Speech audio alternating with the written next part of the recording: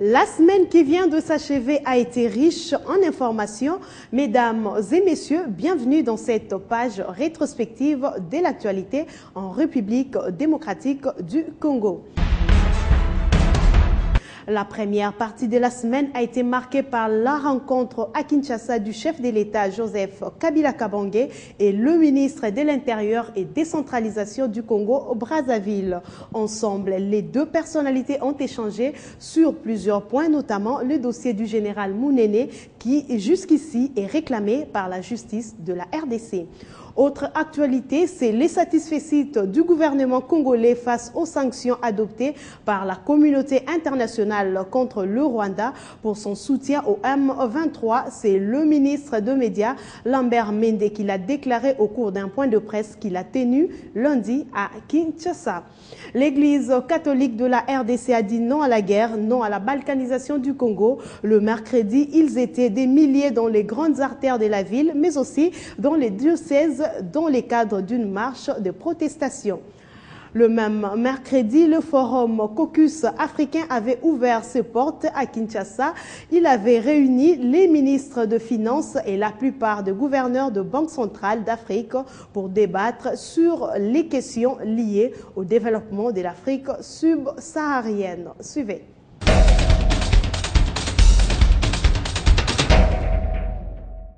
Nous avons été dépêchés par le président Denis Sassou Nguesso pour remettre un message. Et il est difficile pour nous d'en dévoiler le contenu parce que c'est un message écrit destiné à un chef d'État. Oui, nous avons tous suivi l'ancien général Mounene, mais il faut reconnaître que le gouvernement de la République du Congo, par l'entremise du ministre d'État, directeur de cabinet, fait un communiqué officiel, mais nous dénonçons cela, cette attitude du général, l'ancien général Mounene, et nous pensons que ça se répétera plus. Mounene était admis au Congo, reçu au Congo, c'était juste sur le plan humanitaire que nous l'avons accueilli. Mais il n'a pas fait des déclarations de ce genre et nous pensons que les deux gouvernements vont travailler dans ce sens, comme l'avait dit le ministre, mon frère Mende, tout dernièrement le 27 juillet dernier. Je voudrais que vous sachiez que le gouvernement de la République a reçu très positivement la requête du gouverneur Julien Paluku. À l'examen, il ne ressort nulle part dans cette requête l'idée d'un quelconque choix préférentiel en faveur d'un type de gestion de la sale guerre qui est imposée au peuple congolais, un choix qui exclurait le recours à toute autre approche. Et je voudrais à cet égard, au nom du gouvernement, réitérer d'emblée le maintien, du reste rappelé clairement par Monsieur le Président de la République dans son entretien de samedi avec la presse nationale, d'une réponse en forme d'un tableau triptyque. Des actions politiques et diplomatiques se déployant autour de la riposte militaire restent plus que jamais dans l'agenda du gouvernement et des institutions congolaises face à ce défi sécuritaire majeur qu'affronte notre peuple. Et on abolit la requête du gouverneur du Nord Kivu dans tous les sens. On n'y trouve nulle mention d'une négociation avec quelque force négative que ce soit.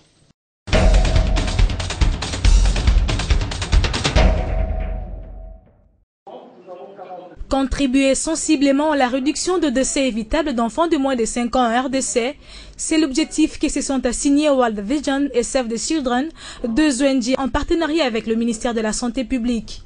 En RDC, le taux de mortalité des enfants âgés de 0 à 5 ans est de 158 décès pour 1000 naissances vivantes et celui de la mortalité maternelle atteint un chiffre de 546 décès pour 100 000 naissances vivantes.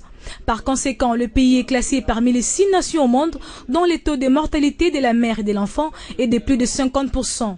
D'où la nécessité d'une campagne nationale de santé pour la survie de l'enfant. Il y a déjà des grands efforts que la RDC est en train de faire. C'est d'abord par rapport à la santé de l'enfant, la vaccination.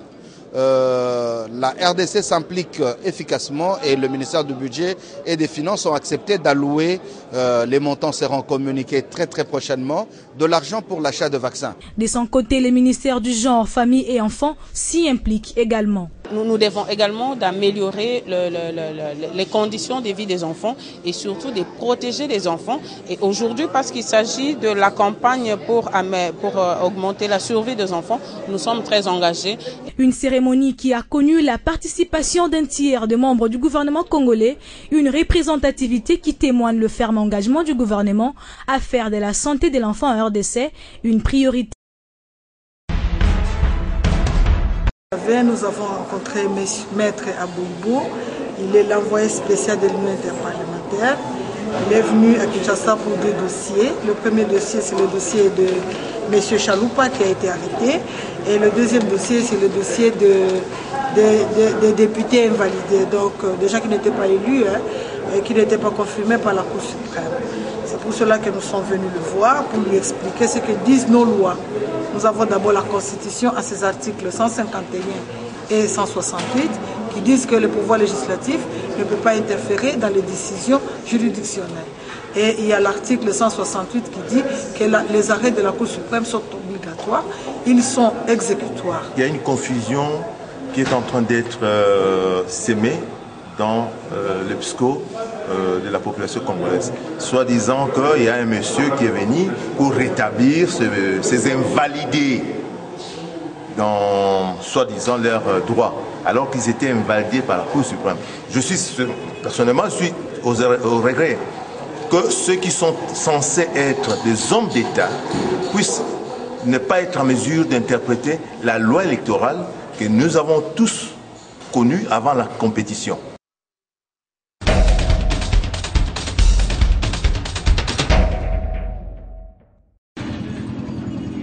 Vous avez pensé offrir des cadeaux à vos parents?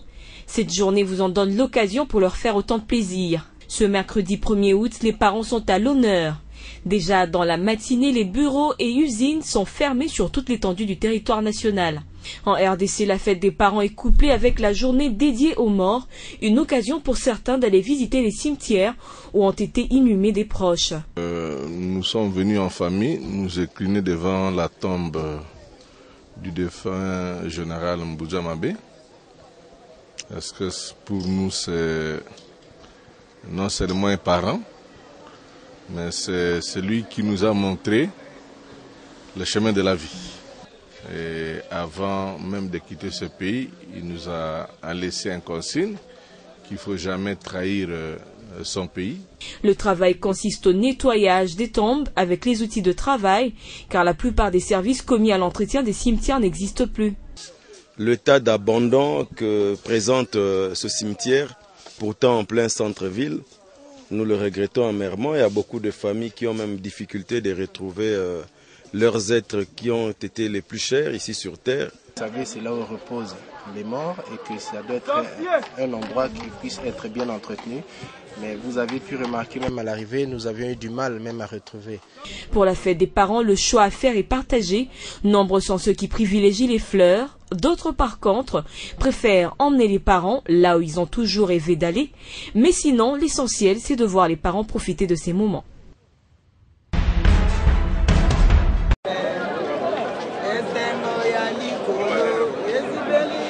Loin d'être de la résignation, c'est peut-être l'unique moyen pour cette femme de protester contre la balkanisation de la RDC et compatir à la souffrance que vivent ses compatriotes dans l'est du Congo.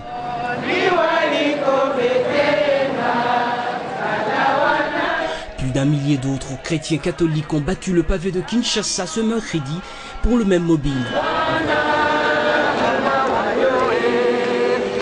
Pour protester la balkanisation de notre pays.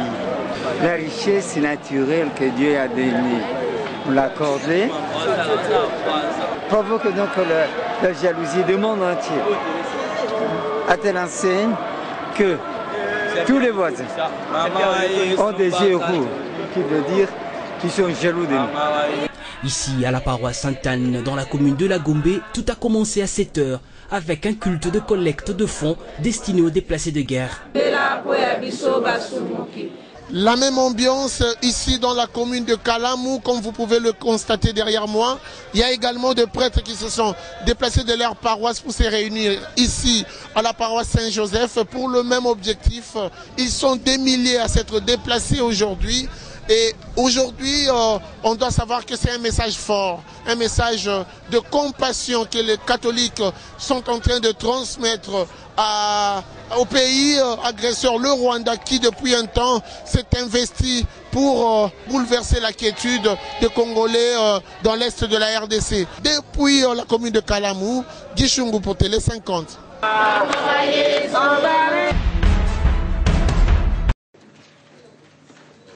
Les participants à ces assises vont coordonner et harmoniser les positions ainsi que les actions des gouverneurs des banques centrales africaines auprès du Fonds monétaire international et de la Banque mondiale en vue de présenter un front uni lors des assemblées annuelles des institutions de Bretton Woods. Et pour ce premier jour, le Premier ministre Matata Ponyo a ouvert les travaux au nom du chef de l'État, Joseph Kabila Kabange. Mais quelles opportunités présentent ces assises pour le Congo-Kinshasa? C'est d'abord d'avoir une gestion macroéconomique avec des politiques qui nous permettent d'avoir un juste équilibre entre les différents secteurs macroéconomiques. Aujourd'hui, nous pouvons nous réjouir que sur le plan des politiques, nous sommes une économie qui réalise un taux de croissance acceptable. Nous sommes même au-dessus de la moyenne africaine. Quelques thèmes vont alimenter les débats, notamment le financement des infrastructures, l'impact de la crise de la dette, l'Afrique dans les institutions de Bretton Woods, ainsi que la croissance inclusive et la création d'emplois. Il faut également développer l'agriculture, qui est vraiment un avantage comparatif de la région Afrique. Il faut accroître le commerce interafricain pour se prémunir de la crise mondiale, et également il faut assurer une stabilité du système macroéconomique qui est essentiel pour asseoir véritablement le développement du continent africain. La presse nationale, qui suit avec intérêt ce rendez-vous, estime qu'il est une opportunité pour la République démocratique du Congo. C'est déjà un honneur pour notre pays, la République démocratique du Congo. Et je suis également content de constater qu'il y a des éminentes personnalités qui ont fait les déplacements de Kinshasa, parce que nos compatriotes doivent comprendre que l'agenda de l'Afrique auprès des institutions, des responsables des institutions de Bretton Woods va s'écrire ici à Kinshasa. Les assemblées annuelles du Fonds monétaire et de la Banque mondiale qui vont se tenir à Tokyo seront une opportunité pour l'Afrique de pouvoir parler d'une seule voix. Et cette voix-là, nous allons l'entendre d'abord ici à Kinshasa. Le caucus africain a été créé en 1963 et à ce jour, c'est la République démocratique du Congo, par son ministre des Finances, qui en assure depuis 2011 la présidence rotative.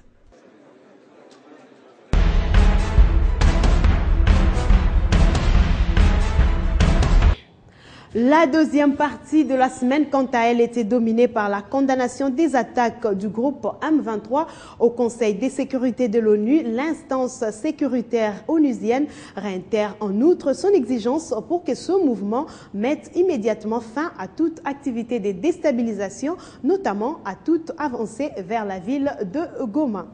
L'actualité, c'était aussi la rencontre entre le chef de l'État Joseph Kabila et le groupe consultatif national. Au cours de cette rencontre, le chef de l'État a donné des orientations précises aux 85 personnalités présentes à cette réunion en vue d'un bon déroulement des travaux et pour le retour de la paix. Et en sport, sachez que le tout-puissant Mazembe s'est relancé dans la course à la qualification aux demi-finales de la Ligue des Champions. Les Corbeaux de Lubumbashi ont battu samedi 2-0 les Égyptiens des Zamalek à Lubumbashi en match comptant pour la troisième journée de la phase de poule.